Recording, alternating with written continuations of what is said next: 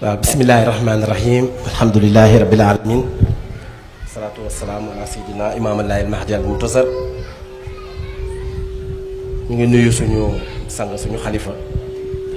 di jël suñu ziyaara ak suñu nuyoo di ko teg ci loxo suñu sang suñu xalifa Baye Seydina Issa ibnu Chérif Abdoul ibnu Seydina Issa ibnu Seydina imaamallaahi al-mahdi al-muntazar. comme ni ñu koy defee at bu ne bu ñu jubee xew-xew bu mag bi di appel Seydina Limaamu Laay al-Mahdi dañuy jàkkaarloog mbokk journaliste yi. situation dafa leen point ci préparatif yi waaye suuf nag sang mante ne moom la ñu dénk liggéey bi depuis des décennies mu wax ak réew mi ak waa réew mi. sang conférence de presse bi nag journaliste yi ñu ngi nii dama fàtte sànq bi ñuy ñaanalal suñu mbokk Jacob Bamba nga xam ne chaque année da doon ñëw ci conférence de presse bi yàlla def mu wàññeeku fan yi ñu génn ñaan suñu borom yërëm ko xaare ko àjjana. kon comme ni ñu koy defee rek dañuy jox kàddu gi sëriñ bi mu ubbi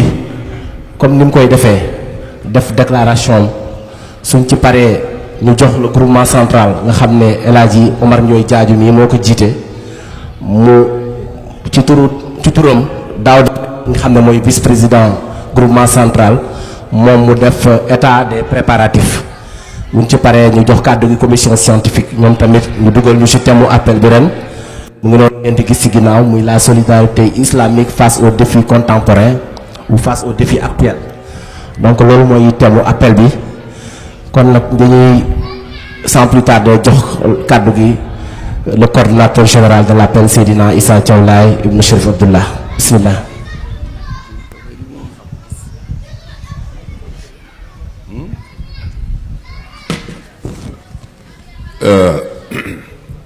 bismillahi rahmaani rahim alhamdulillahi rabbil alamin wassalaatu wassalaam ala ashrafil anbiyaai wal mursalin sayyidina muhammad wa ala alihi wa sahabatihi alkiram wa man tabi'ahum bi ihsanin ila yawmi ddin. bismillahi rahmaani rahim alhamdulillahi rabbil alamin wasalaatu wasalaam ala ashrafil anbiyaai wal mursalin sayyidina muhammad wa ala alihi wa sahabatihi alkiram wa man tabi'ahum bi ihsanin ila yawmi ddin. nu ngi nuyu fa tabarakallahu réew mépp ci turu al xalifatul am a sayyid muhammad al amin ataalallahu baqaahu yal na ko yàlla yàggal fi ka fi dimbali ko téye ko ba lii nga xamante ni ndonal lislaam la yàlla jàppale ko ci loolu. nuyoot di seydi maam libaas waaye nuyoot al imaamu ratib Seydi Mouhamad al Mokhtar nuyoot Baye Seyna mu sama Baye Raan njaboot gépp ñu jël nuyoo boobu fa tabaarakallahu ak lépp muy xéewal di teraanga ci ñun ñépp ñu tàmbalee ci liggéey bi ci bismillaahi rahmaani rahim yàlla nañ ci yàlla defal ndam ñun ñépp. ci turu nag alxalifatul am lañuy nuyoo këri diine yépp rawatina xulafaa ak turux fi bilaadina kilifa yu baax yi ci réew mépp di kilifay diine yi sëriñ baa ngi leen di nuyu bu baax di leen tàllal loxo ndax tool bi toolu diine la xew mi ñoom seen xew la muy ñaan yàlla fu fi kilifa ne ak ña nga fa wuutu ci lu baax yàlla nañu teer yi te lépp neex yàlla te yàlla yàggal leen fi ñaanit yéen tim ngeen ñaanal ko bu baax. ci kaw looloot lañu nuyu kii di sunu njiitu réew son excellence monsieur le président de la république Diomaye Bachir Diomaye Diakhar Faye nuyoot monsieur le premier ministre Ousmane Sonko et le gouvernement nuyoot les partis politiques alliés ak opposition bépp, la société civile, les syndicats, le patronat, nous, les maires des communes d'arrondissement de Yoff, Cambérène, Ngor ak kilifa yi fi nekk yëpp waaye jagleel ñu tim la ville de Dakar nga xam ni fa tabaarakallaahu xew-xew bi ñoom ñoo ko abrité ci la ñu nekk. kon ku tudd dëkk yooyu muy Yoff Baye Seyna nekk fi Baye Seyna Samb di Cambérène Baye bu nekk fa di maire ba di Ngor Mahama Gueye nekk fa waaye Abbas it nag di maire la ville de Dakar fa tabarakallahu kon te xew-xew bi nag ci magistère am la nekk fi la ko fekk mu ànd ak communauté bi ci liggéey bu rafet bi et nuyu nag président groupement central Baye Jaaju mi ngi nii sama wet ànd ak suñ Baye Fall Daouda Mbaye nekk nii sama wet ak ñi ñu boot ñëpp ñu yeesal rek sunu ñaan ak sunu cant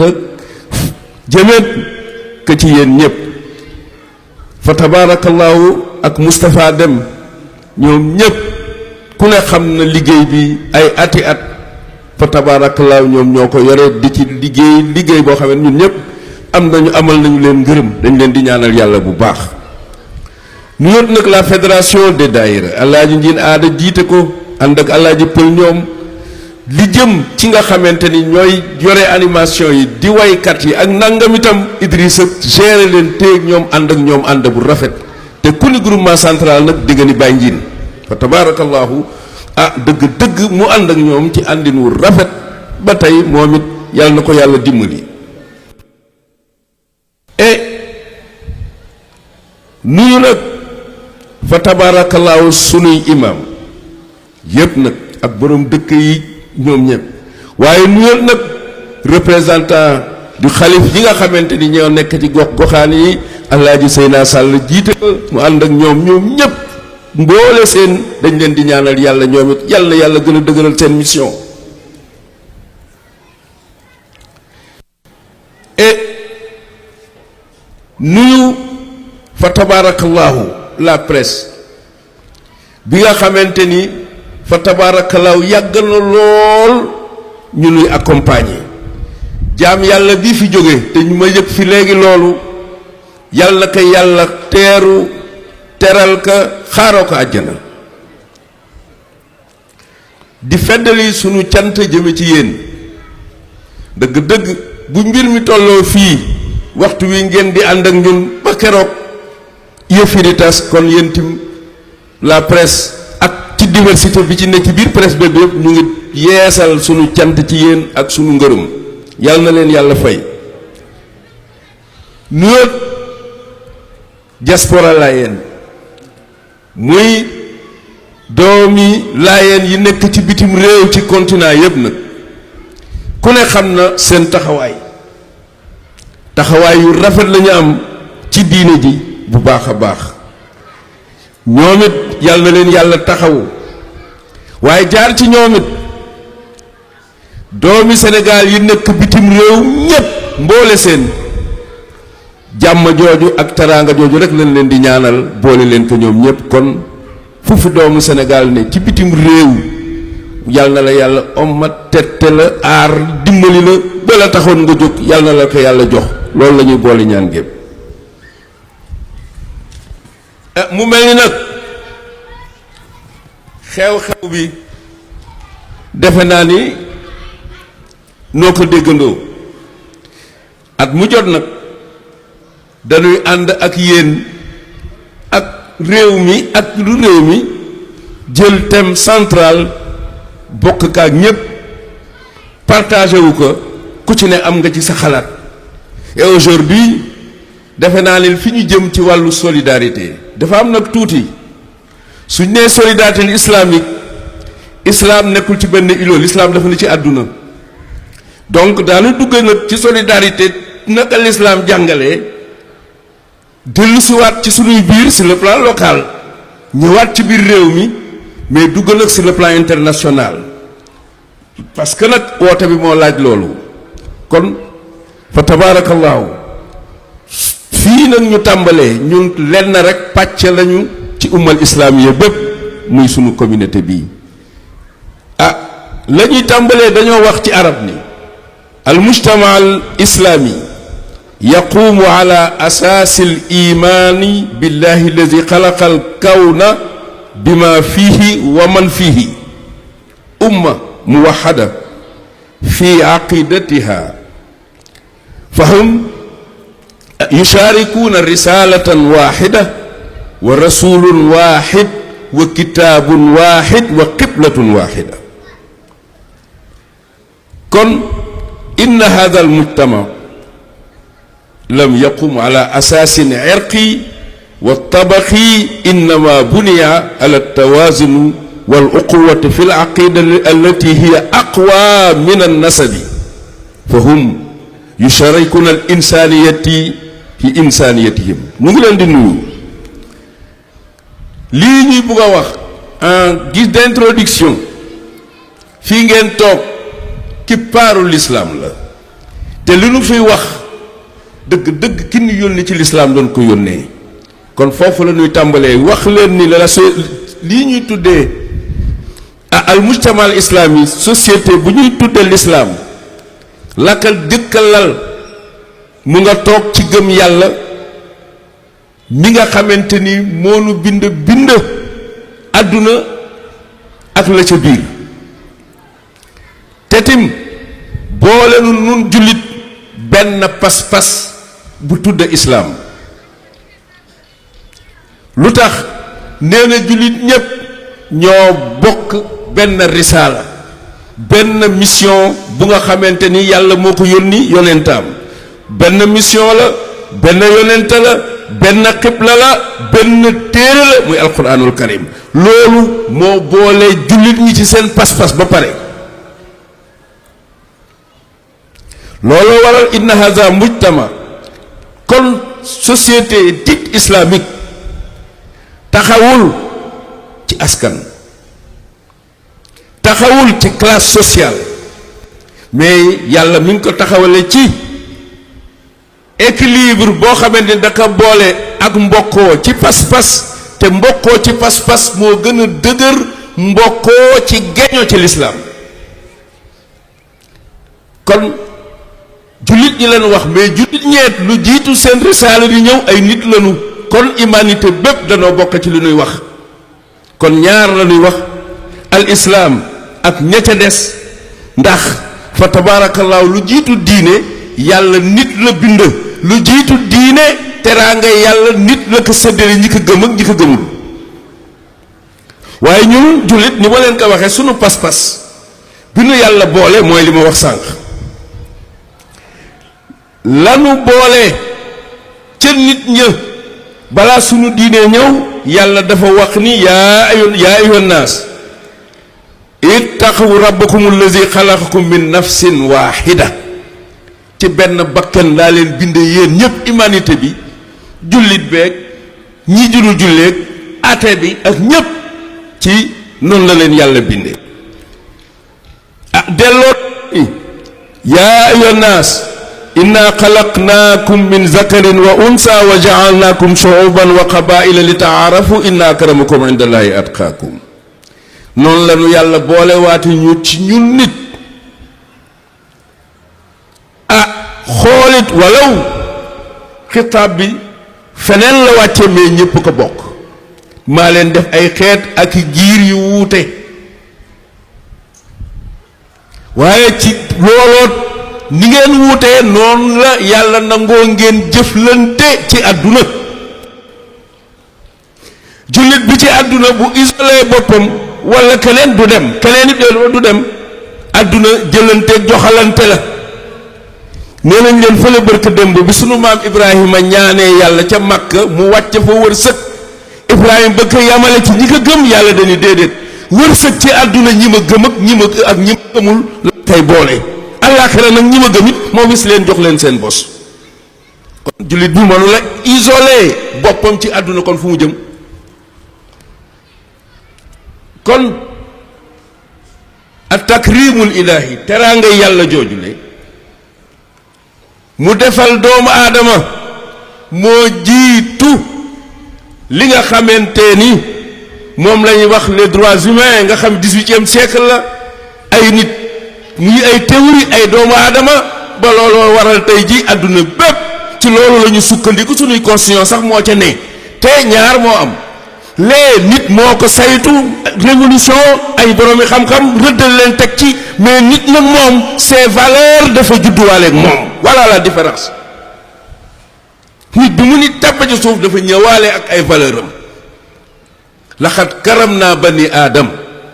la yàlla wax karam naa bani aadam ak 19e siècle boo ko doon xool alxuraan bi yàllay wax loolu nga xoolee nga xamante ni ay philosophe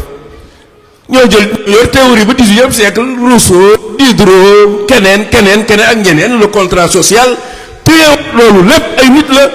mais yàlla nag laxat karam naa bani aadam bi liir bi ñëwee ak nangam laxat dafa ñëwa ak taranga voilà la différence kon dadi lu nga xamante ni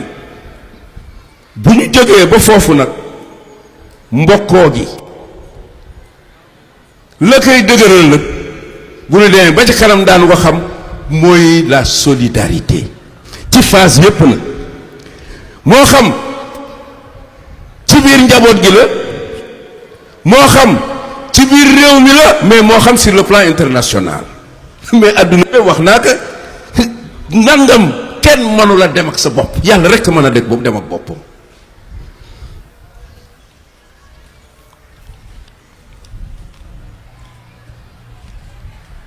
kon jullit ñi alxuraan dëggal ni pas-pas bu moo gën a dëgër geeño looloo waral Seydina Limaamul Mahdi yi mii ngeen jàkkaarloo egsi dindi yëpp dindi entrave yi yeewoon nit askan boddigoonte ci xeet jël lépp teg fa yàlla laay ba siiwe loolu tey ñi ko bëggoon tudde ko delloo ko yàlla ñi ko bañoon it delloo yàlla ba tubaab bi nangool ko ak yàllam seen cri de ralliement laay alquran lan tanfaakum arxaamukum wala awlaadukum yowma alqiyaama yafsilu baynakum allahu baynakum wallahu bima taamaluuna basir kon yaakaar naa ni mbir mépp ci yàlla lay tàmbalee ci moom lay demee yàlla delluwaat almuminuuna walmuminaat baaduhum awliyaau baadin kon bu nit ñëwee jël yàlla ñu mu ko ñun ñëpp ñun ñi ko gëm ci diine jëlul kenn teg ci kaw kenn lu dul al meyaaru tam nit ña ñu ngay gënantee ca ragal yàlla naka bàyyi lay waxe ca ngaa xam xanaa bu xëccoo bi nangam da ngeen fexe xëccoo jub te ragal yàlla kon yaakaar naa ni jullit ñi fa tabaarakallaahu gënante maa la gën xeet maa jóge fii maay nangam fii maay nang li ko gën a wóor jub te ragal yàlla dégg nga la ca yonente wax mu ni laa yuminu ahadukum hatta yuhib nafsi maa yuhib li gayrihi ku ci ne la nga bëggal sa bopp mu ni nanga ko bëggal room ci yiw dellu ci wàllu solidarité masalul muminina fi tawaadim wa taatufihim wa taawunihim ka masalil jasadil waahid fa tabarakallahu dafa jël umma bi jël nu ñun ñépp ku ci ne la nga yëg naka keneen ka yëg kooku waxin la loolu lépp xeetu boole la bennoo tàpp jël dénk yàlla defe naa ne loolu la Seydina Limaamu def fii moo tax bàyyi laay wax ca xutbaam ni uusikum an tajcalu baynakum almahabata fa inna ahla aljannati yataxaabuun mu ni na yiw na cofeel na mbëggeel nekk ci seeni diggante ëllëg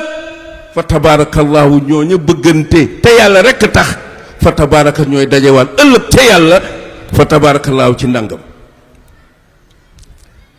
delluwaat moom Seydina Limaam mu waral woote bi mu ni maa ngi leen di digal ngeen tàppoo al mu'minu alifun ma'lufun alayhi hadis bu wóor la jullit ak jullit dañuy tàppoo parce que li ñu bëgg a ñëw lépp ci solidarité lañu jëm mu ni ngeen tàppoo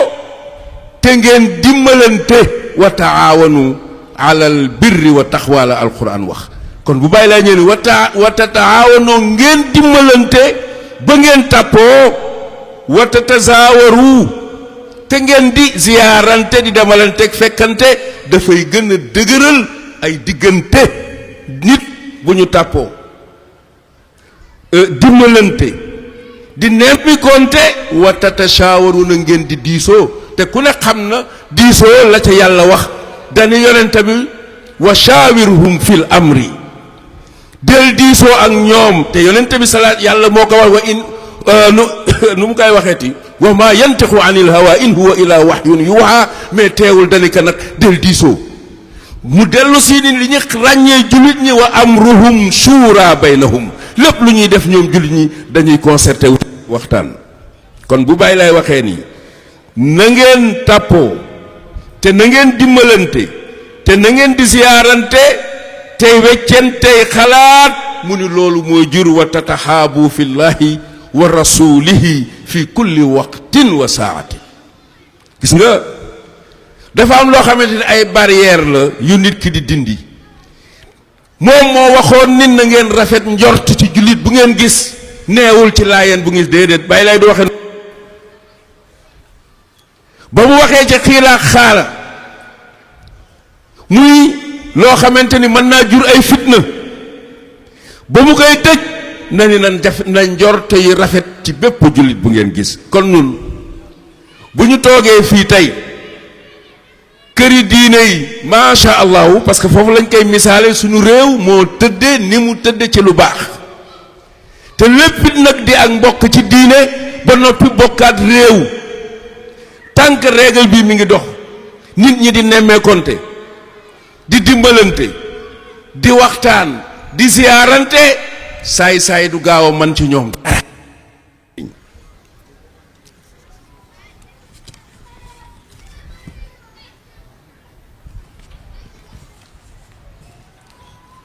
kon nag loolu ma fi wax léegi lim nuy jariñ du ni yéen ngay dégg ma wax alquran andi hadis du loolu rek gis nga loolu nuy wax bu mu doon théorie naka nit ñi dundee naka jullit ñi dundee xam nga yomb na lool nga naan wa taawanu alal birri wa taqwa waxtu bi nga koy wax yaa nga dëkkanoog nit amul lu mu lekk te xam nga ko sur le plan international bu ñu waxee dañuy wax sànq ni ummal islamiya est-ce que jullit ñi ñu ngi xaqiiqatan ñu ngi dimbalante seen biir wala déet voilà mooy problématique bi am ay alxuraan de wa taawanu alal birri wa taqwa la wax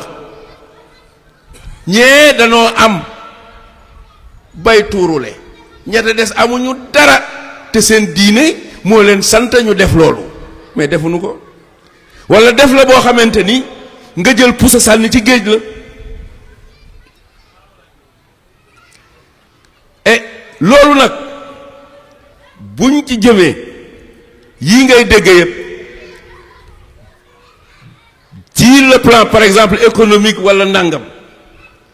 am na loo xamante ni ku nekk xam na la pauvreté ni mu def tey waxuma la ci sunu société yi mais sur le plan international azakat bi ñuy wax da di dariba impôt la te ci wàllu économie wala feneen wa ci wàllu redistribution des revenus et finalement loolu dafay indi lu am solo équilibre la war a jouer ci sunuy société sinon mu jur leneen loolu lay jariñ du ne rek góom boo jël comme ni ma koy waxee at mu jot nga jël microcrobe def ko fa du gaaw a wér donc nangam en tant que nangam war nañ ko repenser waat ba nga xamante ni azakat day créer richesse en même temps di atténuer les inégalités mais en même temps di créer richesse foofu la jëm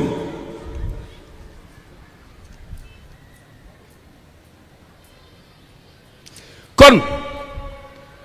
solidarité boobu sur le plan international bu ñu demee fu mel ni les Nations Unies nga xamante ni xeet bokk ñi ëpp ci xeet yi fa la nuy wuyoo y compris le Sénégal bu ngeen xoolee ci lenn ci ay convention dinañu tudd nag lenn mais dafay lalu ci ñu bari bu ngeen xoolee bii la convention relative aux droits des personnes handicapées dina jur lu bari parce que les personnes vulnérables ñu bari nga ci biir loolu duma ci ñëw pour rek junj la ci àdduna même àdduna bi ku ne xam nañ ci ay déséquilibre ci la toog bu dee ci ay réew nga am bay tuurule ñenn ñi amuñu dara ba tey ñu ngi leen di exploiter kon foofa solidarité bi manqué na fa bien que ni ay convention la ñuy signer les états parties wala keneen ak keneen mais déedéet mais teewul ñoom ci àddunaat amaat na leneen lu ñu taxawal ñu tuddee que la journée de la solidarité humaine 20 décembre bu nekk ci décembre bu nekk la ñuy célébrer loolu te li nga xamante ni tey jii moo ci ëpp solo ci journée boobu ñuy célébrer xam nga wax naa sànq sama biir wax yaa ayyuhan naas yéen nit ñi tudd humanité bépp kon bu ñu tuddee tey une journée internationale une journée comment dirais-je une journée de solidarité lan humaine kon yaa ayyuhan naas ñëwaat na foofu solidarité bi kañ li ci jiitu ñun jullit ak jullit ñooy moo ci jiitu nag waaye jullit ak ku dul jullit waaw am na loo xam ne ñun ñëpp ñoo ko bokk mu laaj solidarité principe bi am ci journée boobu ñuy def at mu jot objectif yi mooy reconnaître les valeurs universelles de la solidarité kon l'islam jël na wàllam en résumé mais la communauté internationale est également représentée par les Nations Unies ci convention boo fi sànq amaat lii nga xamante ni décembre bu jot le 20 ñu célébrer ko ba taxawal ci benn fonds mondial boo xamante ni PNUD programme des Nations Unies pour le développement ak ñoom ñoo ko bokk donc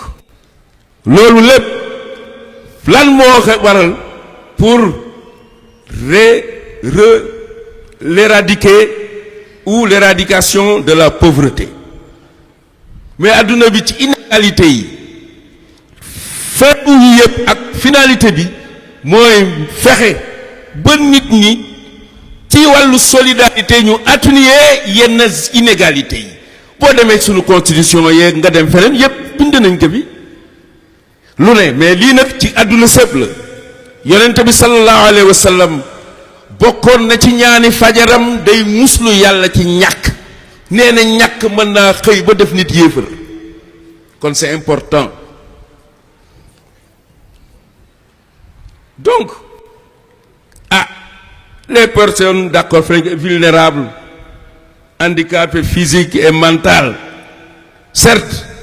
waaye defe naa ne am na ñoo xam ne ñu ngi ak seeni cër ñu ngi ak seeni lépp mais seeni poos fuq amuñu dara warzuq ahlahu min as-samarati la Ibrahima ñaan yàlla ca Makka ba mu ñaanee yàlla yonent bi juddu ci moom parce que ci Ismaïl la yonent bi jógee te ñaanam wab'as fihim rasulan la wax waaye xam na ni nit ak kese dem mu geesu ni yàlla nag andil ngelu loolu waaye amal loo def ci poosu gaa yi moo tax mu ni warzuq ahlahu min as-samarati waaye ba mu ci ñëwee teg nangam def exception yàlla bañ ñi nga jox leen ñi la gëm yàlla ni ko déedéet ñi ma gëm ak ñi ma gëmul ci àdduna maay rahmaanu maay rahim ñëpp lay xéewal àllaaxira nag ma xéewalal leen kon finalité bépp ci lii mooy construire un monde plus équitable moo waral loolu lépp ñu koy wax ah defe naa ne nag bu dee ci biir Sénégal vision Sénégal 2050 muy référentiel bi gaa yi yore fa tabarakallah pour réew mi place la solidarité au cœur de sa stratégie considère comme l'un des piliers principaux pour construire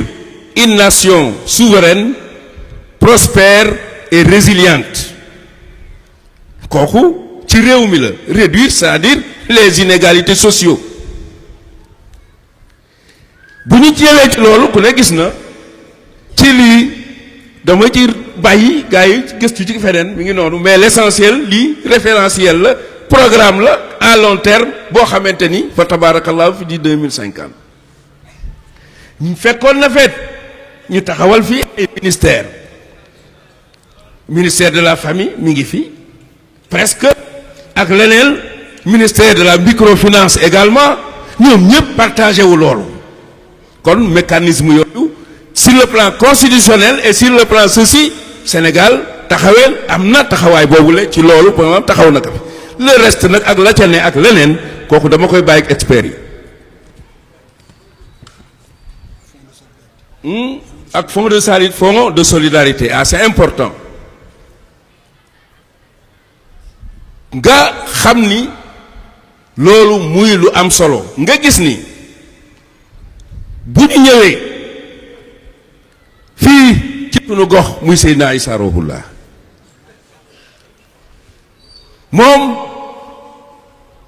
programme bi mu yoroon mu am solo lool lenn rek laa ciy jukki ci wàllu solidarité Seydina Issa ku ne xam na ni ginnaaw guerre bi ñaari guerre yépp ak it jàngoroy peste bi mu amee ci Cambérène jigéen ñi sëy si woon foofu jóge ci yeneen gox-goxaan yi bi seeni boroom kër ñu bari ca dëkk ba dañoo génn àdduna ndax peste bi dafa jël kër gu mag sëkk jël rakkam ñoom ñépp mu dugal leen fa moo leen yore téye leen ba ñu matal seen idda ña ca bëgg sayaat ci dëkk bi mu dellu leen fa ci ñu du gàtt ci dëkk bi tey jur nañ kilifa yu bari ñëwaat ci wàllu solidarité ci Cambérène ak feneen noonu la ko doon doxale dafa jël ci génération yi génération par génération la jël ku ci ne am na lenn ci ay liggéey yoo xamante ni diw amul doole mais amul njaboot génération bi lay jël buy kookuy bàyyi ñu bàyyele ko buy récolter ñu ànd ak moom récolter kooku Seydina Issa def na anu diw këri sàqeta amul doole maas gi lay jël loolu lañ leen tudde woon dem leen sàqatali diw buy taxu ñoo yanu néeg ya di ko samp loolu lan la solidarité la jëmoon ci nangam ci loolu ñëwaat sur le plan économique toujours ma répété ko sur l'autonomisation économique de la femme nu mu def kër la jël les années 30 nangam ci digga Dakar Plateau autonomisation yëpp sur le plan international jëlal les années 90 jëm kaw la yàggul mais moom pratiqué na ko ca jamonoy tubaab bi jël jigéen ñooñu tey jigéenu banlieue bi mettre à leur disposition këram ci digga Dakar Plateau jigéen ñi fii lépp lu nga xamante ni ci àll bi fi mbay ne bu mag ñi bàyyi ba pare commercialisation bi jigéen ñi ñoo ko mas a yor ñun suñuy jigéen danoo mas di liggéey ñoo ko daan yor looloo waraloon ñoo marché Kermel bi tubaab yi yoroon ëpp fi nangam ñoom ñoo fa nekkoon ak marché Sandaga jigéenu banlieue bi la woon yépp ci Seydina Issa këram la mettre à leur disposition jigéen ñooñu dañ daan am ci lu ñuy liggéeyee participer ci seeni kër kon lan mooy autonomisation teewul ñu am seen place ci jàkk ja. donc dafa taxawal une société équilibrée liggéey ak nangam ak nangam ak nangam te bi ci gën a am solo balaa may ñëw ci défi yi fi laay tëjee bu ngeen xoolee ci feebaru peste bi wan Seydina ay action citoyenne ak Seydina Issa ni mu taxawee ci diine ak solidarité kii tubaab bi ñoo ko bindal seen bopp muy une correspondance bu nga xamante ni ki nga xamante ni moo newoon fii tey ci Ndakaaru ñu koy war administrateur colonial bi fi nekkoon moo def leen en 1919 adressé que les autorités françaises compétentes ci boobu jamono bu ngeen dégloo ci lettre bi kooku yónnee dafa wax ni en 1919 il a organisé bi maanaam Seydina Issa spontanément et avec ses propres moyens un camp de ségrégation dès l'apparition de la peste à Cambérène mais kii 1919 non seulement xamoon na moo taxawal cas de xamoon naat lu nekk ci nangam déjà Cambérène 14 la ko jële Fadia andi ko fii peste bi moo taxoon bii nag yamu ci woon pour les autorités coloniales na aha dafa jël ci poosu boppam ku ñëw fekkaat ka ci kon yaakaar naa ne ci wàllu citoyenneté ak ci wàllu comment dirais-je solidarité lii lenn la ci ay nangam ci sur le plan fii tey ci communauté bi ak yeneen ak yeneen ak yeneen kon nag lii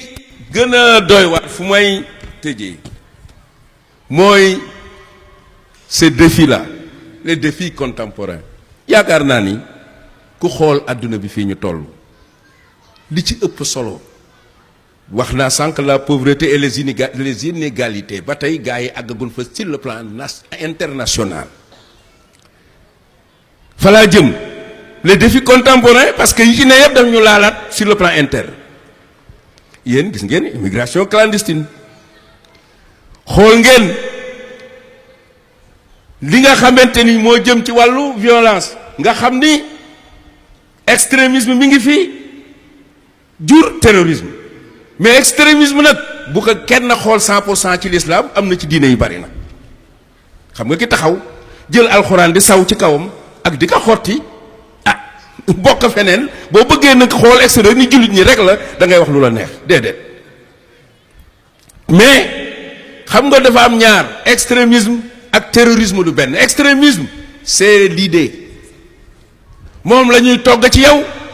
lële nag mooy pratique gu idée bi moo waral gars yi takk ceinture yi bu ñu la defaree de comment dirais-je raxas la lavage de cerveau ba nga nangam ñu dugal la idée bi nag nga commencé nangam nag kii mooy la phase dernière mooy nga def loolu yooyu bokk na ci défi adduna yi fi ñu toll. nga xool ci nu ñu koy waxeeti baal ma de bari ay kii waaw voilà très bien bokk na ceet gis ngeen tey adduna bi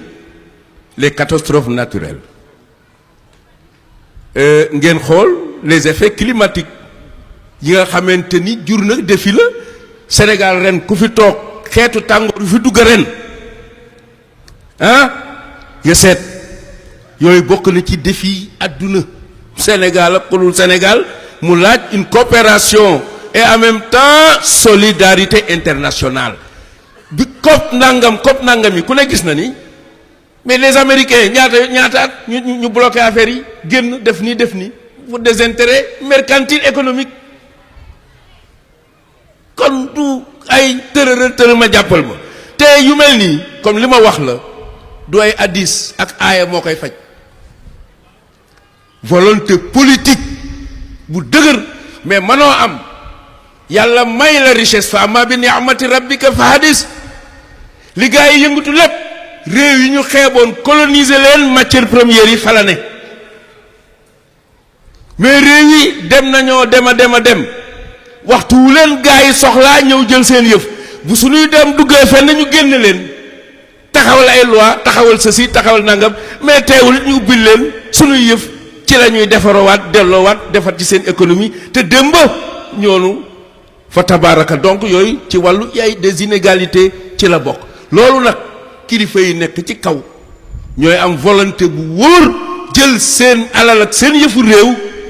muy problème souveraineté nag des fois nga war mën a taxaw ni déet maa bañ. et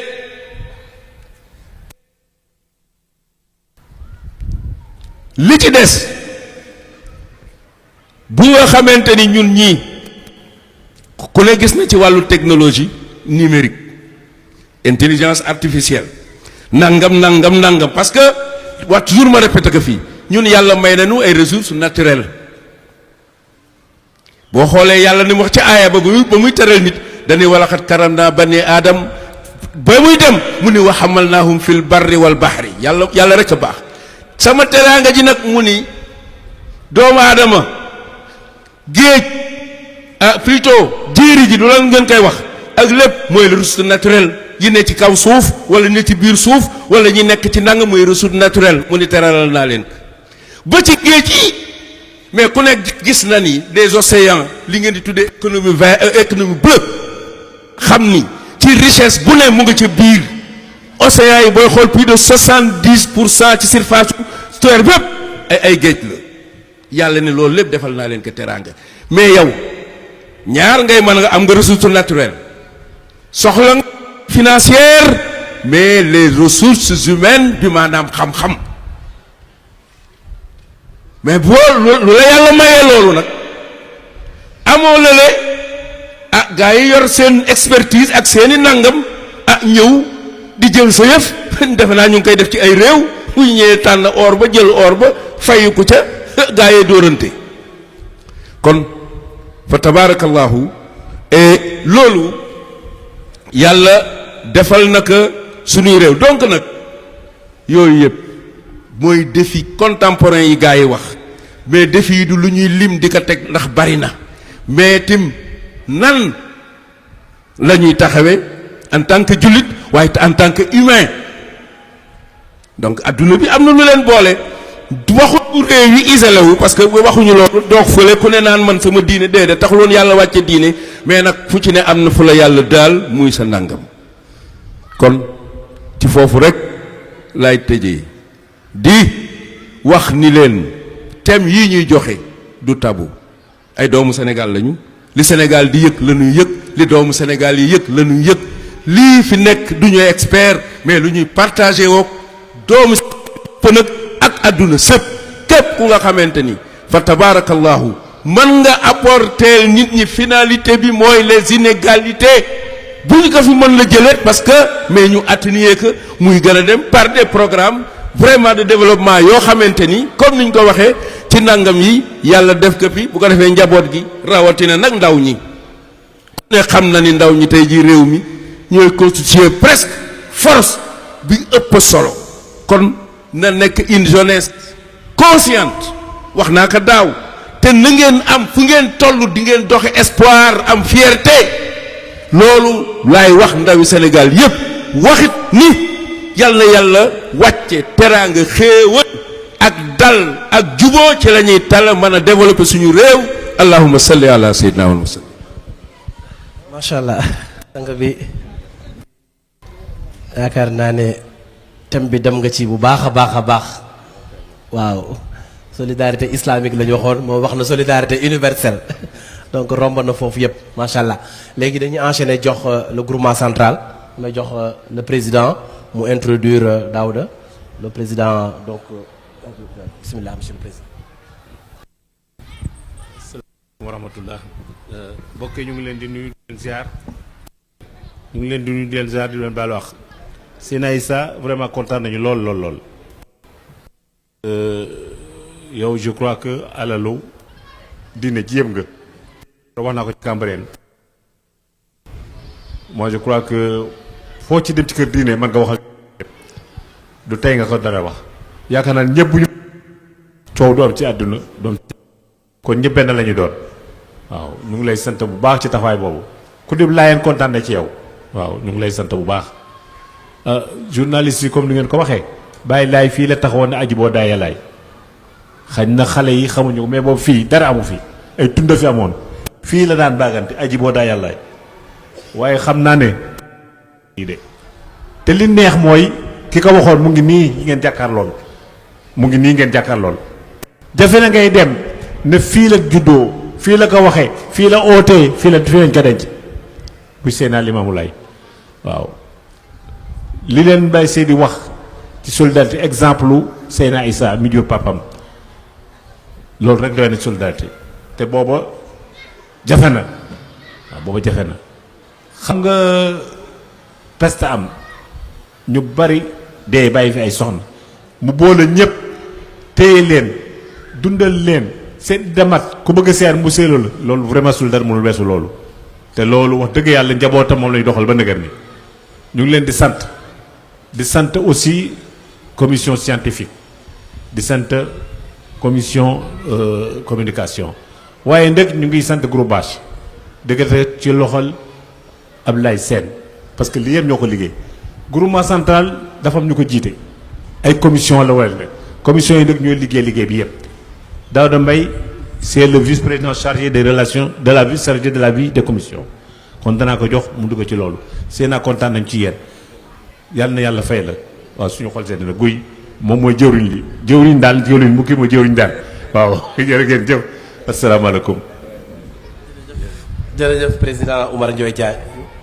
léegi nañ jox kàddu Daouda Mbaye mu defal ñu situation wu état d'avancement préparatif yi bismillah.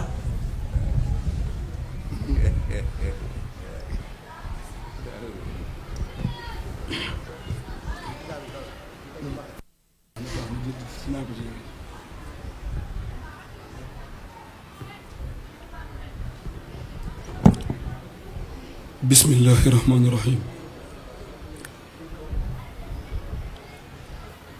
À la suite du coordinateur général de l'appel, je m'en vais vous lire le discours introductif par rapport à la 146e édition de l'appel de Seydina Limamou Laye al-Mahdi alayhi salatu wassalam. Bismillahi rahmani rahim. Alhamdulillahi bi tawfiqillahi Imamul Ilahi ñu gëm ko wallahi. Louange à Allah qui par sa grâce infinie a décrété que nous avons cru à la mission prophétique de l'imam de Dieu. Ce magnifique vers du grand savant imam Mohamed Sakhir Gaye suffit pour marquer de façon indélébile la gratitude et la reconnaissance éternelle que nous éprouvons envers notre Seigneur qui nous a choisis, nous Ahloulahi, pour répondre à l'appel de la meilleure des créatures, Seydina Limamou Laye alayhi salatu wassalam. Ajibu da'yallah, ya ma'shar al-insi wal jinni, inni rasulullahi ilaykum. Seydina Limamou Laye al-Mahdi, sallallahu alayhi wa sallam, proclama partout qu'il était investi de la mission de prophète, messager de Dieu, et se mit à enseigner des conceptions et pratiques cultuelles qui à l'époque étaient révolutionnaires, mais pourtant d'une parfaite orthodoxie religieuse. Ce message a été brillamment porté par les différents khalifes qui se sont succédés à la tête de la communauté Ahloulahi, de Seydina Issa Rouhou Laye à Seydina Mohamed Amin Laye, l'actuel khalife. Que Dieu lui accorde une longue vie et l'assiste dans sa mission sacerdotale par la baraka de son illustre grand-père, Seydina Limamou Laye alayhi salatu wassalam. Pour cette première édition sous son magistère, les cérémonies sont prévues pour le premier jour, le lundi 19 janvier 2026 à Cambérène, devant le mausolée de Seydina Issa Rouhou Laye alayhi salam, dans la matinée, et à la grotte des Almadies à Ngor dans l'après-midi. Le deuxième jour, le mardi 20 janvier, elles se dérouleront à Yoff Layène le matin avec la cérémonie du Yor Yor et une cérémonie officielle dans l'après-midi. Ces grands moments de communication et de ferveur devront contribuer à ressourcer les fidèles, ainsi que l'opinion nationale et internationale sur le plan religieux, aussi bien sur le plan religieux que celui du civisme, de la citoyenneté, de la paix et du développement et de la stabilité politique et sociale. Justement, le thème choisi cette année est la solidarité islamique face aux défis contemporains. Il faut d'emblée affirmer que la solidarité est un principe fondamental en islam. Dieu exhorte les musulmans à s'entraider dans la sourate Al-Maïda au verset 2 « Wa ta'awanu 'alal birri wa taqwa » Entraidez-vous dans l'accomplissement des bonnes œuvres et de la piété. Les modalités concrètes d'application sont diverses et variées, concernent de façon non exhaustive la zakat, l'aumône, qui sont des mécanismes de réduction des inégalités, mais également le soutien moral, l'empathie, la manifestation de l'amour entre les croyants, qui sont de puissants leviers de stabilisation psychologique. Cependant, il faut dire que cette solidarité est mise à rude épreuve de nos jours par des maux et défis contemporains, comme l'a dit tout à l'heure le coordinateur, qui ont pour nom individualisme exacerbé, égoïsme à outrance, cruauté et méchanceté au niveau des individus, mais aussi au niveau international, avec des concepts d'extrémisme sous toutes ses formes, avec des soubassements d'intérêts géostratégiques et économiques, et en toile de fond un développement exponentiel des réseaux sociaux. Les échanges, présentations et débats au niveau des télévisions, radios et sur les réseaux sociaux, animés par la commission scientifique, permettront d'approfondir ce thème et prouver s'il en est encore besoin son intérêt et sa pertinence.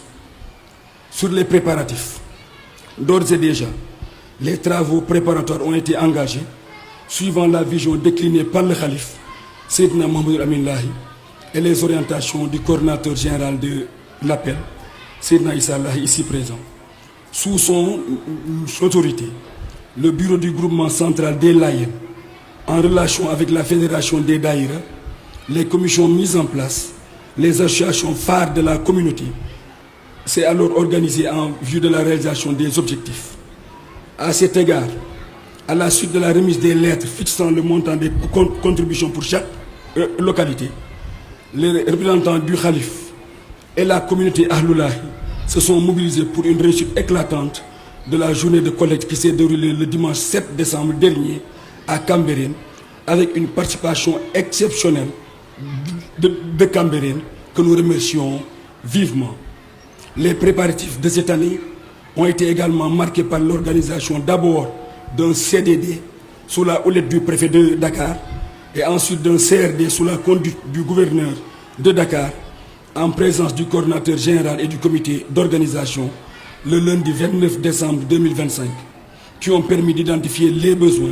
dans tous les domaines avec des assurances pour une satisfaction optimale. Il importe aussi de signaler que tous ces besoins dégagés par le comité d'organisation sont synthétisés dans un document d'expression des besoins qui fera l'objet d'une évaluation lors d'une réunion nationale qui sera présidée incessamment par M. le ministre de l'Intérieur et de la Sécurité publique. Cette réunion nous permettra de faire le point sur l'ensemble de nos besoins et préoccupations pour un bon déroulement de l'appel. En attendant,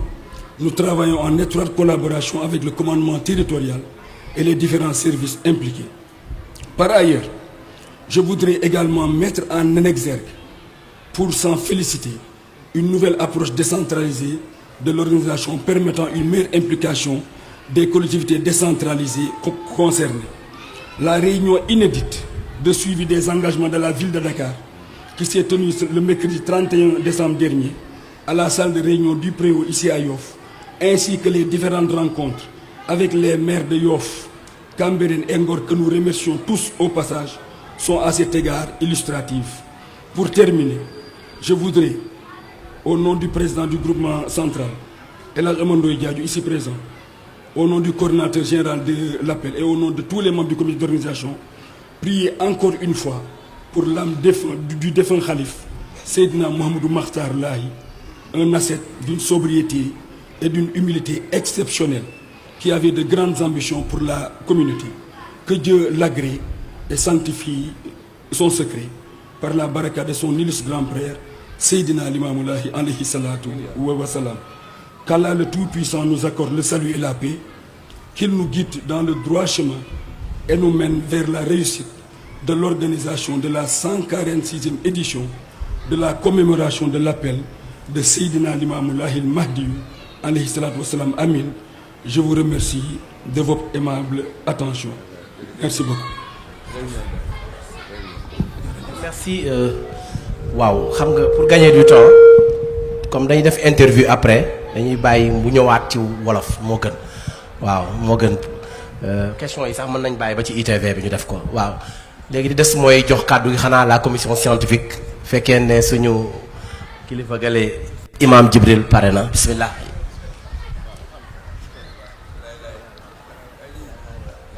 waaw nous saluons aussi la présence du maire de Ngor et du président de la fédération des Daïra Layène aussi bismillah imam Jibril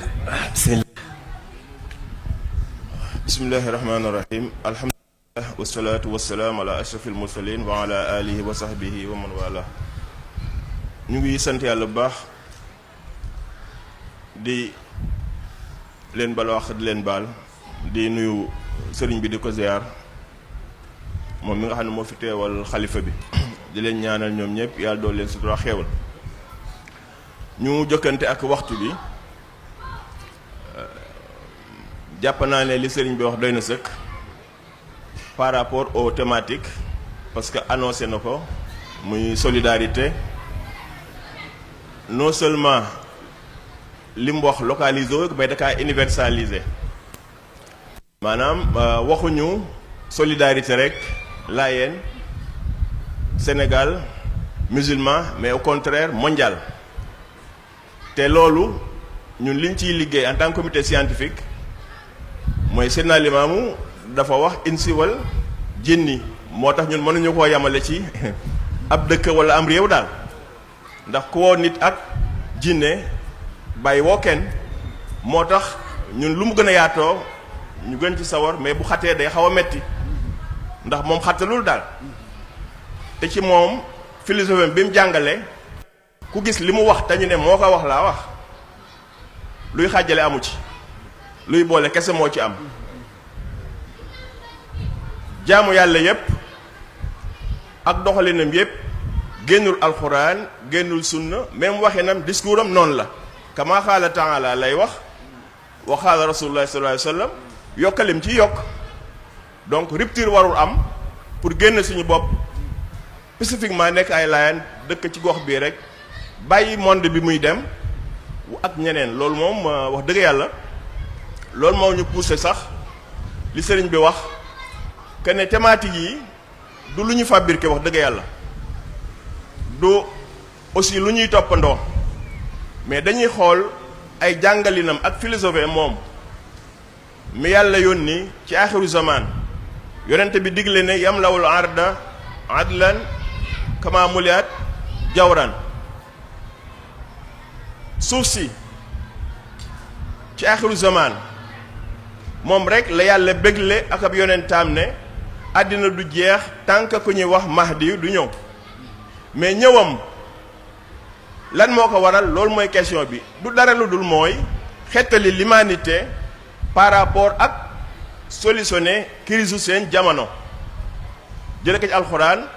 ak sunna mais xam ngeen ne développement technologie bi fi am ak social bi fi am ak leneen lu màcc ci doxalinu jamono daanaka ki ko dund di ko solutionner du yem ak ku ko dundul loolu moo waral moom ci 1883 bi muy woote man damay wax ne am na 40 ans yu mu def avant muy digle ak a tere da nga commencé ci boppam maanaam bi mu juddoo rek la yàlla def ci moom li ñuy wax malaameewul xayr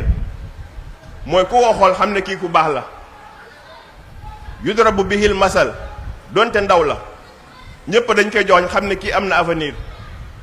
mooy bi mu tolloo ndaw xale yëpp jàpp nañ ne xale bi moo ci gën biñ tolloo doxu yonente maa liggéey xale bi moo ci gën a sawar waaye itam lijjanti ay mbir xale bi moo ci gën a maandu moo ci gën a jub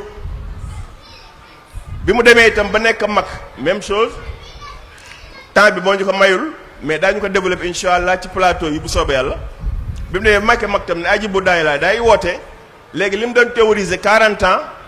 léegi def ko nag ay règles yoo xam ne pour ñun la ñoo koy jariñoo mu wax ay wax bàyyi fi rawatina xutba yi nga xam ne tënk na lépp lu mu waxoon te mu yitteel ko détails yi daf ko bàyyi pour ñu sukkandiku ci xam-xam ak téere yi ñu fi fekkoon moo waral ci ni ngay jullee ba ni ngay sëlmale boo seetloo la ca biir lu tuuti la ca def waaye farata ak sunna ya waxu ca dara loolu nag li tax ma di ko wax moo léeg-léeg dañuy bàyyi yu am solo yooya nekk ci détails yi ba pare léeg-léeg ñu ne bàyyi laay ko wax mais fan la waxee day poser problème parce que bàyyi laay wax joo xam ne mënoo ne fii la ko waxee ah man wax dëgg yàlla ñi ma ko wax moo tax te mu tama daamun muy solidarité ñun gis nañ ne thème bu ñu mës a jël bàyyi laay waxu ci benn phrase ay phrase yu bari la ci wax voire ay xët yu baree bari bu ma doon tënk bi muy commencé xutbaam ci bu njëkk bi rek jàngale na fa lu jëm ci wàllu defalante yiw ma jël baatu yiw muy xayra taamalul xayra baatu xayri boo ko doon firi muy yiw doo ko firee bu terre à terre comme ñu ni ko jàppe yiw rek noonu dem déedéet mooy lépp lu baax nga mën cee jariñ sa moroom nga ñoddil ka njariñ mbaa nga dàqal ko lor lépp lu baax a ngi ci lépp lu rafet mu ngi ci jéggil nit ki tali bi sax école nit ñi di ci jànge xayru la dispensaire bi ngay fajoo xayru la maanaam xayru dafa universel par rapport ak nit ñi ni ñu jàppe diine boo dee julli ak a jàpp ak a oor ak a aji màkk sa yëfu bopp la sa tuyaaba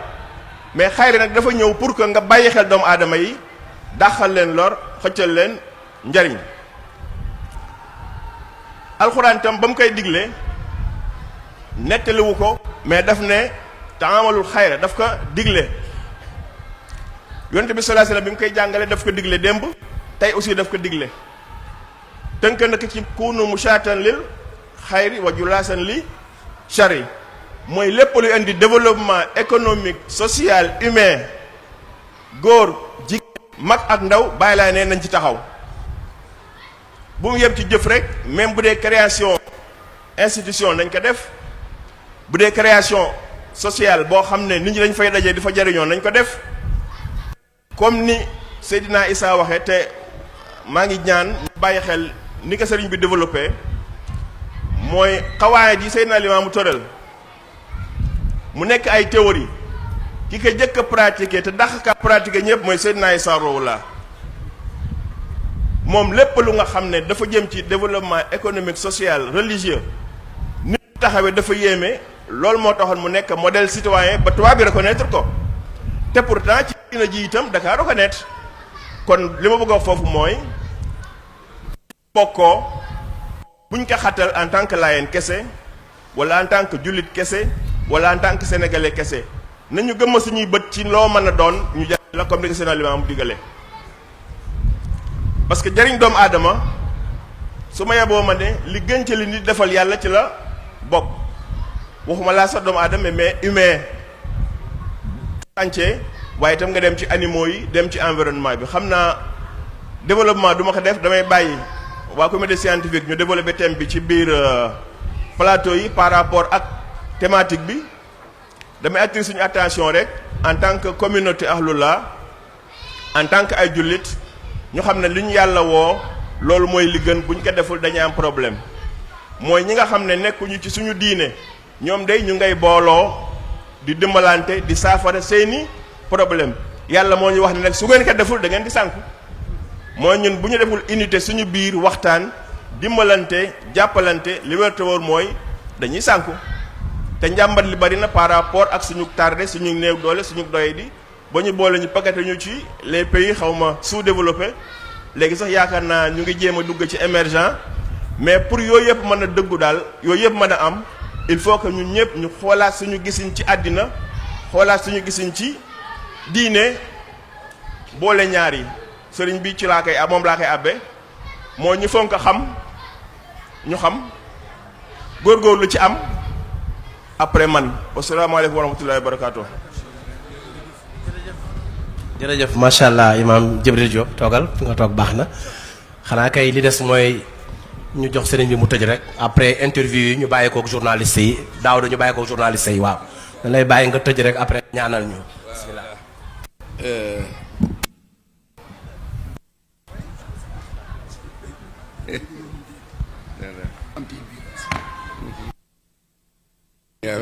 voilà alhamdulillahi rabbil alamin nu ngi xanaa delluwaat gërëm le comité d'organisation bu baax a baax a baax ci taxawaay yi ci disponibilité bi waaye ànd ak le khalife général Seydi Mouhamadul Amin ndax nag dafa am loo xamante ni ñun amal nañu solo lool waxoon naa ko biir ni appel bi appel exceptionnel la pour Seydi Mouhamadul Amin te dëgg-dëgg nag kilifa la koo xamante ni dina diisoo nag dina wax ak ay nit te tim looloo war a mën a nekk kon dañu koy ñaanal yàlla moom bu baax a baax a baax nit ki nag la nga koy ñaanale fa tabaarakallahu fexeel ba loo gis loo yaakaar ni kilifa mën na ca nangam bu ko andil kuy andil xalifa bi lu baax andil ko lu koy dajaleel nit ñi andil ko mu jubóog nit ñi andil ko mu ànd ak réew mi diina ji nag lii Baye Jibi wax sànq ay këri diine ñoo fi ne yoo xamante ni c'est des relations stratégiques ci ko xam dara li may wax réewum Sénégal rek moo fi des ba fii ñu toll tey ci sous-région bi yàlla préserver que ci ay mbir te këri diine yi joué nañ ci rôle yu mag a mag a mag nee naa leen plus de 90% ci sénégalais yi këri diine la ñu wuyoo loolu la yàlla def kon dal cohésion sociale ak lépp dañ kaa séentu ci ñoom kon fa tabaarakallaahu sëñ Mamadou Lamine nag mooy sunu xalifa loolu la yàlla def ba muy def décret bi dama kaa fekkee kon nag ku yaakaar ni bu xalifa bi nee nii bu nee nii ñun ñëppay màbb ñooy daanu ci suuf noo lànk lépp luy téye lii muy ndono lu fi fekkoon zahir bi leen nooy daanu ne bàyyi laay moom du koy daanu déedéet diine juy daanu du ñun ñii waaye nun nag mën nañoo àgg suuf tutee diine ji di diine ji ñeneen jëriñoo ko rek kon loolu laay wax di ko delloo ci xalifa bi bu baax a baax di ko ñaanal yàlla yàlla defal ko réussite ak njaboot gi mu àndal boole ci yéen la commission scientifique ak yéen mission lañ leen joxoon ba ñuy taxawal lii wax na ko sànq man du ma jàngate limaamu ci ay ñalla defu ko ci àdduna la wootee li lu fi wax ci àdduna la amee bis boo isolé sa bopp toog sa néeg wax naa ko sama gét doo dem fen kon li ñu yor du lu nu nëbb ci néeg ki woote ba muy woote yoor xaarul ba 3 heures du matin yoor la bàyyi lay woote fii te nag ku yor laa ilaha illa allah yaakaar naa ni dara féetewu ko kaw dara nangamu ko ci lépp a sukkandiku nag kon ku yore loolu sa dënn war naa yaatu noonu la ko mag ñi daan defee sa dënn man war naa yaatu Baye Jibi am na lu mu ci wax sànq wax na dëgg de lépp nekkuñu ñu nekk ci ron lal yàlla dëkkaloo ni ci centre de décision bi gën a màgg ci Sénégal muy fii di Ndakaaru bu ñu fi bëggee nag yor xel yoo xamante ni da ngay dem ba Amazone yi nga wuti ko fa ñun ñoo bañ ñun ay citoyen sénégalais lañu toog ci diine nag Seydina Issa mi ñu fi wax waa jile citoyenneté laa ne ci moom la tàmbalee ci moom la yem xubbul watani min al iman kon diine ji diine la joo xamante ni ci biir lislaam day dajale mais du tas fen réew mi dañoo war a bokk ci ñi nga xamante ni loolu la mag ñi defoon ba léegi ci la ñu toll lépp luy ràbb réew mi dajale askan yi dajale nangam defe naa ni bàyyi lay lu mu réussir la te tendance bi am ci àdduna bépp mooy jéem a dajaloo tubaab yi ñu nootoon jamono dox na fi ba tey luñ tudd Union européenne ku ne dem nga ba xam ni mënatoo dem nangam ay soi-disant union je ne sais africaine coopération islamique et tout ça kenn mën la dem kenn rek moo mën a dem mooy yàlla subhanahu wa taala te yàlla rek lañu bàyyi lay jox kon nu ngi gën a feddali sunu cant bu baax a baax di leen gërëm di ñaan yàlla lii ñu àndandoo yëkkateendoo ko nanu yëkkateendoo di tegandoo duli sëy naa lay ci ñii ak yéen ñépp nooy bokk say wi di ko